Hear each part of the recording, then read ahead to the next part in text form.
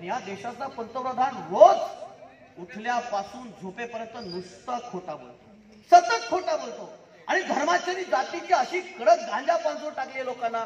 और ते मुसलमान 17 कोटी झाले, अबे आपणही 85 कोटी झालो ना भैताळो, हे कधी सुधारणार तुम्हाला? हे सगळे गदे व्हॉट्सअपवर एक मेसेज येतो, ते मुसलमानांच्या विरोधात मेसेज असतात। अरे पण या देशाचा पंतप्रधान हिंदू आहे, या देशाची राष्ट्रपती हिंदू आहे, या देशाचा chief justice of India Hindu आहे, या देशाच्या पोलिसांमध्ये हिंदू मेजॉरिटी आहे, मिलिटरीमध्ये हिंदू मेजॉरिटी आहे, तरी पण म्हणतात की मुसलमानांमुळे देश धोक्यात आहे। बरं ठीक आहे, देश धोक्यात आहे, 10 वर्ष काय केलं तुम्ही? 10 वर्ष तर तुमच्याच हातात देश होता, मग या 10 वर्षामध्ये तुम्ही काय केलं? काहीच नाही। आणि वरून आम्हाला सांगतात देश खतरे में है, देश खतरे में है, धर्म खतरे में है। खतऱ्यात धर्म नव्हताच कधी, नाहीच। खतऱ्यामध्ये काय आहे? यांचं राजकारण आहे, हे आम्ही समजलं पाहिजे। आमच्या लोकांचं काय होतं माहितीये का? जात आणि धर्म ह्या दोन ज्या गोष्टी मी नेहमी सांगत असतो की आमची गडबड का होते, आम्हाला राष्ट्रापेक्षा देशापेक्षा जात आणि धर्म महत्वाचा वाटतो, इथे आमची गफलत होत आहे। तो म्हणतो मी ह्या जातीचा, तो म्हणतो मी त्या जातीचा, तो म्हणतो मी ह्या धर्माचा, तो म्हणतो मी त्या धर्माचा। आता माहितीये तुम्हाला निवडणुकीत काय राजकारण चालू आहे? शेवटी कुठे आणणार ते? जात आणि धर्मावर। आणि मग नरेंद्र मोदी जे सांगायचे 14 पासून, त्यांनी 2014 पासून एका प्रमुख मुद्द्यावरती प्रचार केला। बघा लोक कसे बोलतात, कसे वागतात। 14 मध्ये त्यांनी सांगितलं की मी भ्रष्टाचार संपवायला इथे आलेलो आहे, बरोबर आहे? जो ह्या काँग्रेसच्या लोकांनी भ्रष्टाचार केला, राष्ट्रवादीच्या लोकांनी केला, तो भ्रष्टाचार संपवण्यासाठी मी 2014 मध्ये मला सरकारमध्ये यायचं असं नरेंद्र मोदी सांगत होते, बरोबर आहे? काय म्हणत होते ते? मैं काला धन लाऊंगा और वो काले धन से तुम्हारे खाते में 15-15 लाख डालूंगा। पैसे तर आले नाही भाऊ, झालं 14 ची निवडणूक, मग 19 ची आली। 19 मध्ये ह्या माणसाने काय सांगितलं? ना खाऊंगा ना खाने दूंगा, बरोबर ना? आता आली 24, आता नरेंद्र मोदींची पुन्हा मजुरी काय सुरू आहे की इंडिया अलायन्स वाले मोदी के खिलाफ है और मोदी भ्रष्टाचारी के खिलाफ है। असं बाबू, तू भ्रष्टाचाऱ्यांच्या विरोधात? ज्या 25 लोकांवरती बीजेपीने भ्रष्टाचाराचे गंभीर आरोप केले, खतरनाक, त्या 25 पैकी 23 लोकांना भाजपने स्वतःच्या पक्षात घेतलेला आहे। याच नरेंद्र मोदींनी सांगितलं की म्हणजे अजित पवारने 70,000 कोटीचा घोटाळा केला, त्याला तुरुंगात टाकणार, अजित पवारला तुरुंगात टाकणार। नरेंद्र मोदी बोलले, तिथून 72 घंट्यात यांनी अजित पवारला स्वतः उपमुख्यमंत्री केलं महाराष्ट्राचं। एवढे हलकट लोक आहेत। अरे ते तुम्हाला सांगतात ते करतात ते, असं कोणी असते का हो? असं कोणी वागतं का? अरे ते अमेरिकेचा राष्ट्राध्यक्ष होता बिल क्लिंटन, त्याने फक्त एक खोटं आपल्या देशाच्या लोकांशी बोललं तर त्याला राष्ट्रपती पदाचा राजीनामा द्यावा लागला। याची कथा बऱ्याच लोकांना माहित असेल। आणि या देशाचा पंतप्रधान साला रोज खोटा बोलतो, त्यांना लाज नाही। आणि आमच्या मत देणाऱ्या लोकांना तर आता काय बोलावं काही कळत नाही, अशी अवस्था या देशाची झालेली आहे। आणि सगळ्यात गंभीर तुम्हाला गोष्ट सांगतो, आता त्या मणिपूरमध्ये त्यांनी पुन्हा सांगितलं देश मजबूत हातोने आहे। त्या मणिपूरमध्ये आमच्या 2 बहिणींना, आदिवासी बहिणींना नग्न धिंड काढली, नग्न। या देशात तुम्हाला सांगतो, तुम्हाला बहिणी आहे, मला बहिणी आहे, तुम्हाला पोरी आहे, मला पोरी आहे, तुम्हाला बायको आहे, मला बायको आहे। या देशामध्ये 2 स्त्रियांची, दुसऱ्या जातीचे लोक, ती दुसऱ्या जातीची आहे म्हणून तिच्या कपडे काढतात आणि त्यांची नग्न धिंड काढली जाते रस्त्यावरून। एवढंच नाही तर मला सांगावंसं वाटत नाही, त्यांच्या शरीराच्या अवयवाने ही गर्दी कुठे कुठे हात लावते। आणि या देशाचा पंतप्रधान 2 महिने साहेब त्याच्यावर बोलत नाही, त्याचा निषेध करत नाही।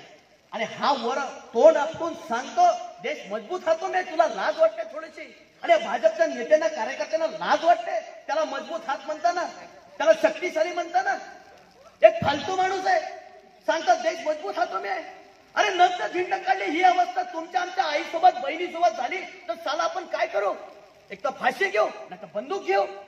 पंतप्रधान बोलत नसतो, मणिपूरमध्ये अजूनही बोलत नाही, जळत आहे ते राज्य। रोज महिलांवरती बलात्कार होत आहेत आणि हा पट्ट्या बोंबलत फिरून राहिला देश मजबूत हातों में। काय काय मजबूत हाथों में? देश अनपढ़ और गवार इंसान के हाथ में है, मजबूत हाथों में नहीं है। एक हलक्या दर्जाच्या माणसाच्या हातात आहे। अरे हे नरेंद्र मोदी त्यांनी भाषणात सांगितलं, याच्यामध्ये इंटरव्ह्यू बघा, युट्यूब वरती तुम्ही बघा, तो काय सांगतो माणूस, मैं बोले कभी स्कूल ही नहीं गया, मैं जंगल में चला गया था। होम मिनिस्टर येऊन सांगतो ते एमए एंटायर पॉलिटिकल सायन्स मध्ये. चला मोदी एक सांगतोय, तो त्यांचा होम मिनिस्टर एक सांगतो. याचा अर्थ काय, तुम्हाला गंडवत आहे, तुमच्याशी खोटं बोलत आहे, तुमच्यासोबत बेमानी करत आहे, असा माणूस या देशाचा पंतप्रधान आहे आणि त्यांचा प्रतिनिधी रामदास तडस आहे. निष्क्रिय माणूस, 10 वर्षात काहीच केलं नाही, काही नाही, काही कवडीचं काम नाही.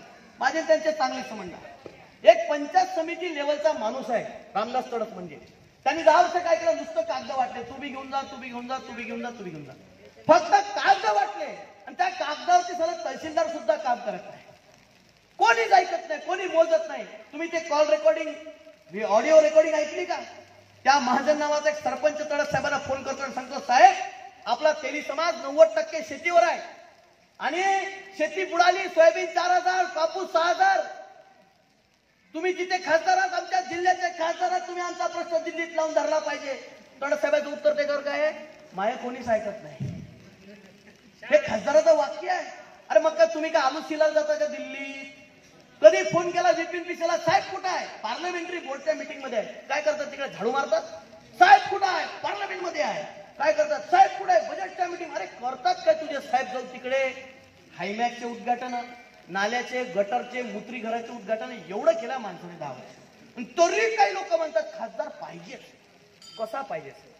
एक चांगला माणूस, चांगल्या दर्जाचा माणूस, एज्युकेटेड माणूस, हुशार माणूस, भांडणारा माणूस, अनुभवी माणूस आज आपल्याला अमर काळेच्या रूपाने इथे उमेदवार भेटलेला आहे. लक्षात ठेवा, चांगला माणूस आहे.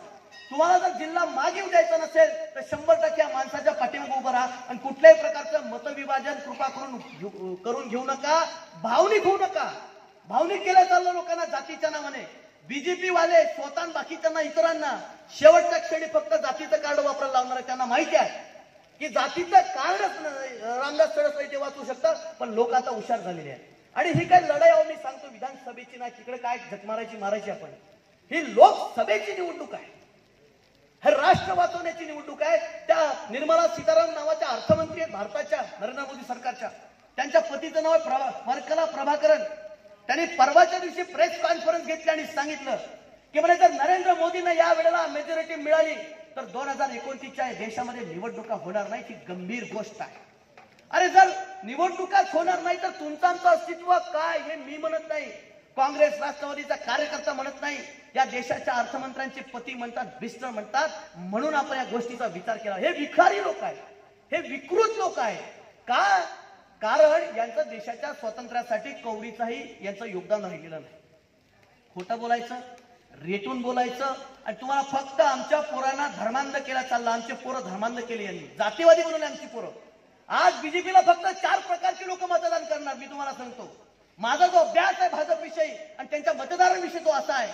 एक, ज्याचा पोटपाणी बीजेपीच्या भरोशावर आहे, हे ज्यांना ठेके बेके भेटतात, कामाबिमा भेटतात. 2, ज्यांचं राजकारण बीजेपीच्या भरोशावर आहे, ज्यांचं राजकारण बीजेपीच्या भरोशावर आहे. 3, जे पोट्टीचे जातीवादी धर्मांत लोक आहेत. आणि 4, मूर्ख. हे 4च प्रकारचे लोक आहेत जे भाजपच्या मतदार आहेत. मी तुम्हाला एक गोष्ट सांगतो आणि मी तुम्हाला सांगतो, मी एवढे इथे कमी लोक आहेत, मी इथे काय माझा काही जलवा दाखवायचा म्हणून नाही आलो. ते म्हणतात ना, बुडती हे जन तुकोबा राय म्हणतात, बुडती हे जन देखविना डोळा म्हणून कळवळा येत असे. अहो, त्या दिल्लीच्या सीमेवरती 4 कृषी विधेयक, आमच्या शेतकऱ्यांची कबर खोदणारी विधेयक होती. तो अडाणी नावाचा भिकारचोट माणूस, छटाकभर माणूस आज या देशातला 2 नंबरचा श्रीमंत झाला. कसा झाला? कसा झाला? आम्ही कधी विचार करणार याचा? त्या दिवशी मी जयंत पाटील साहेबांना भेटायला गेलो मुंबईला. आमचे एक मित्र आहे लक्ष्मण बोडले, उपनेते शिवसेनेचे, जालन्याचे. आम्ही त्या हाजी अलीच्या रेस्ट हाऊसला आम्ही भेटलो. त्याने मला सांगितलं की म्हणे, एका चांगल्या पत्रकाराने मला असं सांगितलं गुजरातच्या, की 14च्या निवडणुकीमध्ये राजनाथ सिंग आणि त्यांच्या पार्लमेंटरी बोर्डकडे 2 लोक गेले. एक हा मुकेश अंबानी, दुसरा तुमचा गौतम अदानी. आणि त्याने सांगितलं की 14च्या निवडणुकीमध्ये बीजेपीला मी 40,000 कोटी रुपये फंडिंग देणार. तेवढीच आहे. उमेदवार पंतप्रधान पदाचा मोदी पाहिजे. 2 गुजरात्यांनी 3ऱ्या गुजरात्याला रिकमेंड केलं, त्याला पंतप्रधान केलं आणि पंतप्रधान झालेल्या गुजरात्याने बाकीच्या 2 गुजरात्यांना फक्त 10 वर्ष फायदा पोहोचवला. यांचं लक्षात येत नाही. 4 कृषी विधेयक कशासाठी? अडाणीला फायदा पोहोचवण्यासाठी. आमची कबर खोदणारी होती साहेब. हरियाणा, पंजाब, दिल्ली ह्या परिसरातले जे शेतकरी होते त्यांनी त्याच्या विरोधात रणशिंग फुंकलं, आंदोलन केलं. त्या लोकांनी काय केलं? भाजपवाल्यांनी वाचल्या पोस्ट. हे हरामखोर म्हणत होते की ते शेतकरी खलिस्तानी आहे, आतंकवादी आहे, नक्षलवादी आहे. अरे या देशाचा शेतकरी कसा खलिस्तानी होऊ शकतो साहेब? या देशाचा शेतकरी आतंकवादी कसा होऊ शकतो यार? आम्ही आतंकवादी लोक आहोत का? नक्षलवादी होत आम्ही? म्हटल्या गेलं. आणि दुर्दैव हे आहे का शेतकऱ्यांच्या पोरांनीच त्या पोस्ट फॉरवर्ड केल्या, ज्यांच्या अंगामध्ये जाती आणि धर्माची नशा बीजेपीने पेरली. आणि साहेब माहिती आहे ते शेतकरी काय फक्त पंजाब हरियाणाच्या लोकांसाठी नव्हते बसले तिथे. या संपूर्ण देशातला प्रत्येक शेतकरी त्याची कबर खोदल्या जाऊ नये म्हणून ते शेतकरी तिथे आंदोलनात बसले. आणि त्या आंदोलनामध्ये 700 शेतकऱ्यांचा जीव भाजप सरकारने घेतला. 700 शेतकरी मारले गेले. 700. आणि 700 शेतकऱ्यांचं बलिदान झाल्यानंतर नरेंद्र मोदी म्हणतात ते मला विचारून आंदोलन बसले होते का? अरे काँग्रेसच्याही काळामध्ये या देशामध्ये आंदोलन झाले, अण्णांची मुवमेंट झाली. IAC इंडिया अगेन्स्ट करप्शनच्या मुवमेंट मध्ये मी फिरत होतो इंजिनिअरिंग कॉलेज बुडून. आम्ही पण फिरलो, पण काँग्रेसने असं नाही केलं यार की नाही आंदोलन करता म्हणून हे नक्षलवादी आहे, हे आतंकवादी आहे. त्या आंदोलनाला प्रतिसाद दिला, चर्चा केली. हे म्हणतात साले डायरेक्ट तुम्हाला आतंकवादी घोषित करतात. आणि आज तुम्हाला सांगतो, आज या मुरुड मधला मला माहिती आहे काही लोक करणार. एक जरी मत बीजेपीला गेलं, एक जरी, मी काय म्हणतो शांतपणे एका घरी जाऊन विचार करा की जे केंद्र सरकार आंदोलन करता म्हणून 700 शेतकऱ्यांचा जीव घेते, त्यांचं बलिदान घेते, तुमच्या गावातलं एक जरी मत बीजेपीला गेलं ना भावांनो, ते त्या 700 शेतकऱ्यांच्या बलिदानाचा तो अपमान आहे, एवढं लक्षात ठेवा. त्यांच्या बलिदानाचा तो अपमान आहे. ते मेले कोणासाठी? मला हे बघा, मी पुन्हा सांगतो, मला काही काँग्रेस, राष्ट्रवादी, अंमरकाळी मला फरक नाही पडत. माझ्यासाठी माझा देश महत्वाचा आहे, माझ्या देशाची लोकशाही महत्वाची आहे, माझं राष्ट्र महत्वाचं आहे म्हणून मी बोलतोय, बाकी दुसरं काही नाही. आणि म्हणून हे असल्या जमातीची ही घाणेरडी लोक आहे, हे विचित्र लोक आहे, खोटं बोलणारी लोक आहे आणि तुम्हाला फसवणारी लोक आहे. आणि तुमच्या येणाऱ्या पिढ्यांच्या विरोधात हे लोक कटकारस्थान करणार.